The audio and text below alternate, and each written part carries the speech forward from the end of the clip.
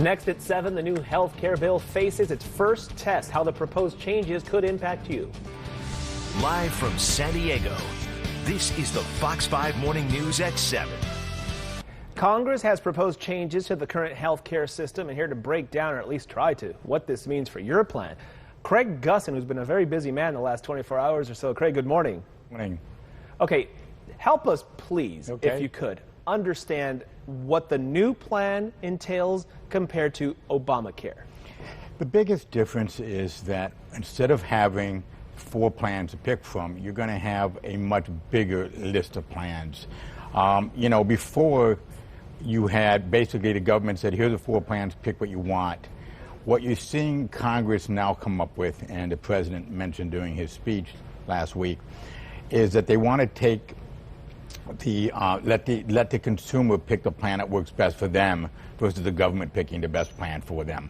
So those are one of the things, the changes that we're seeing. They got rid of most of the taxes. So all these taxes that they had one tax called a health insurance tax that would cost a family of 4 $500 a year. So they've gotten rid of a lot of the taxes that's going to increase the cost. Health insurance is expensive because health care is expensive. So one of the things we need to do is reduce the cost of health care. I was in Washington, D.C. a couple weeks ago, and the thing that they talked about is market stability and transparency. If you go and you get your car fixed, you know exactly what it's going to cost when you walk in. But when you go to a doctor or hospital, you have no idea the cost of a colonoscopy, a hip surgery, anything you need done. So what they want to do in Congress is also, and I haven't seen it much in the 6 pages that came out yesterday, but what I have heard is that they want transparency so people know exactly what they're buying and they can shop it for a lower cost. Okay, some healthcare experts yesterday, everybody was being interviewed, and a lot of them said that if you agreed that Obamacare was not a good plan, they're saying that this new thing is not that much better. Do you agree with that? I like a lot of the things it's done. One of the things it did was... Which one? The Obamacare? No, the new one. Okay. Sorry.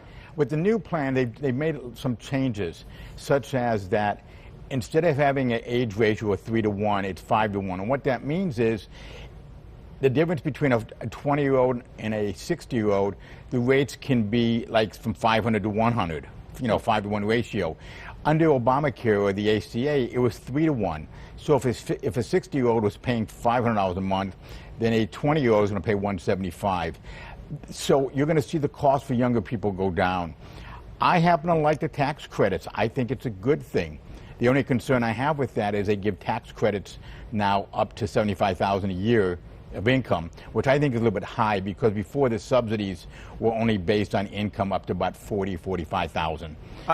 Yeah, I know that you've looked through some of this. A lot of folks are saying that this may not make it through the House in its current form. Some conservative Republicans saying that this is not good enough.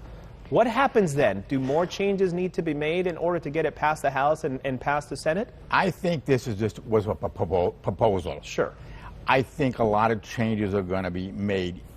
And you want to understand that when the ACA was put together, they had all these taxes in it. Even though none of them ever came to fruition, they were all there, and it made the cost of the whole plan so much cheaper. Now that the government, the House has basically taken out all of those, it's making the plan look that much more expensive. But it's a numbers game. So I think what you're going to see is you're going to see both sides sit down and work on this. What really surprised me when I was in Washington, D.C., was how everybody on both sides of the aisle were getting along and working together. And everybody I heard said the same thing. We want to make this work. So I think what you're seeing right now is just a proposal. You're going to see a lot of changes, but it's a start. And I think that's where we're at today. A lot of politics going on with people's health care. A lot. Yeah, bottom line here is people sitting at home who don't really get how any of this works when you're looking at hundreds of pages of paperwork written up by lawyers and politicians and what have you. People at home who are worried, what should they do right now? Should they be worried about losing their current insurance? Should they be worried about having to buy new health insurance? What do they do right now? Wait it out? Wait it out. Nothing. Nothing's going to change. First of all, part of it says it's going to happen in 2018. That can never happen. There's not enough time. The insurance companies have to go and first get something approved. Then they have to go and price it and come out with the new plans. Then they got to get it to the insurance commissioner. The insurance commissioner has to approve it. There's no way physically possible it can get done by 2018. I'm guessing probably 2019, really? 2020. It's just going to take time. It took the ACA 4 years to go into place. So they're not going to rush into it. I tell everybody I talk to, please don't worry about it. They're not taking away the ban on pre-existing conditions. So everybody, which is important, it's very big. So people are getting all up in arms because they keep hearing these articles. I saw these town hall meetings the last couple of weeks when the legislators were in town, and people were all upset they're going to lose their coverage. But I've never seen anything in writing anywhere that talked about they're going to take away the ban on pre-existing condition and some of the other things that really worked under the ACA. Okay, so folks, with Obamacare, the bottom line here is while this is all getting worked out, you shouldn't worry that you're going to get dropped. You will not be dropped until everything gets settled. And it's a long ways away. If we sat down 6 months from now and looked at maybe what was passed or what's about to be passed, it's going to look a lot different in some aspects than it is now, especially the people who are getting a lot of on Medicaid or Medi-Cal in California. I think it's 1 out of 3 people nationwide, I've heard. Those people, don't get upset. It's all going to work out. The biggest issue I heard when I was talking to legislators on both sides of the aisle was how do we fix those, how do we help those people? That was the #1 issue. Once they got that done, they said the rest of it was pretty easy.